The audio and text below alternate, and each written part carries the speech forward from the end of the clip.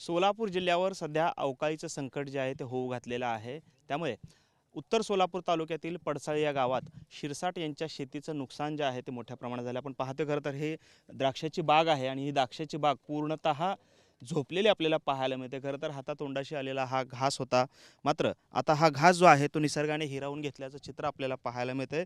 त्यामुळे लाखोंचं नुकसान जे आहे ते या शेतकऱ्याचं झालेलं आपल्याला पाहायला मिळतं। आपण पाहतोय जर जिथवर नजर जाते आपली तिथवर या ठिकाणी ही बाग पूर्णतः झोपलेली आपल्याला पाहायला मिळते। खरं तर हाताच्या फोडाप्रमाणे ही बाग जी आहे ती जपलेली असते शेतकऱ्याने, मात्र आता ही बाग जी आहे ते पूर्णतः भुईसपाट झालेली आपल्याला पाहायला मिळते। आपल्यासोबत शेतकरी आहेत। काय झालं नक्की, कशामुळे ही बाग पडली, काय परिस्थिती होती?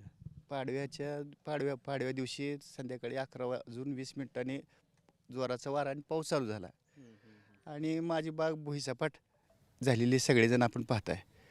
ती भुईसपाट आडवी झालेली बाग बघून मला तर काय झोप, परवापासून मी असा मधून जागा होतोय आणि माझी झोप पूर्ण उडून गेली। बाग झोपली, मला माझी झोप उडून गेली अशी अवस्था झाली साहेब। आता याच्यातून कसं पुढचं विचारचक्र मी कसं उभं राहणार, कसं हे करणार, हे माझ्या मनात अनेक प्रश्न येतात सर। मग याच्यातून मायबाप सरकारने मला थोडंसं सावरण्याची याच्यातून शक्ती द्यावी, माझ्या पाठीमागे उभा राहण्यासाठी या ठिकाणी मंत्री साहेब आले आणि त्यांनी आश्वासनं मला शब्दरूपी दिलेत। मला ते शासनानं काहीतरी मदत करावी अशी माझी अपेक्षा आहे सर।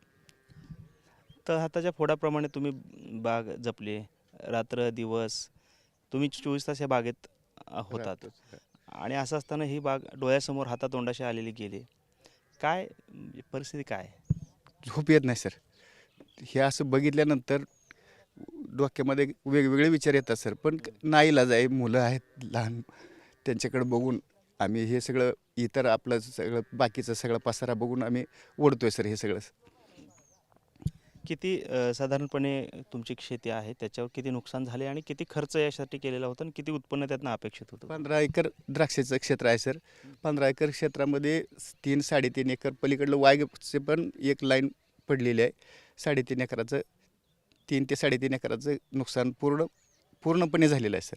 आणि अँगल वगैरे पूर्ण असं बेंड झालेले आहेत। आता ते उभं करायचं हे म्हणजे पूर्ण हे बाग काढूनच पूर्ण उभं करावं लागणार आहे, असं अशी परिस्थिती आहे।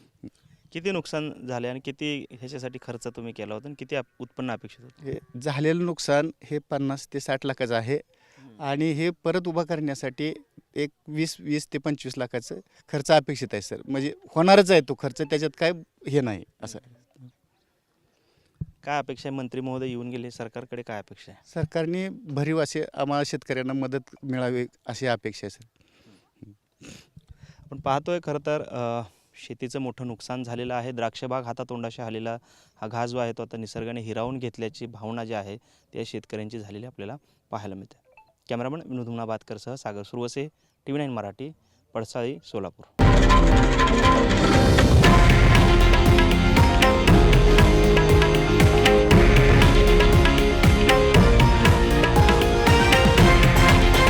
हे आहे देशातील नंबर 1 न्यूज नेटवर्क आणि आपण पाहत आहात TV9 मराठी, एकमेव।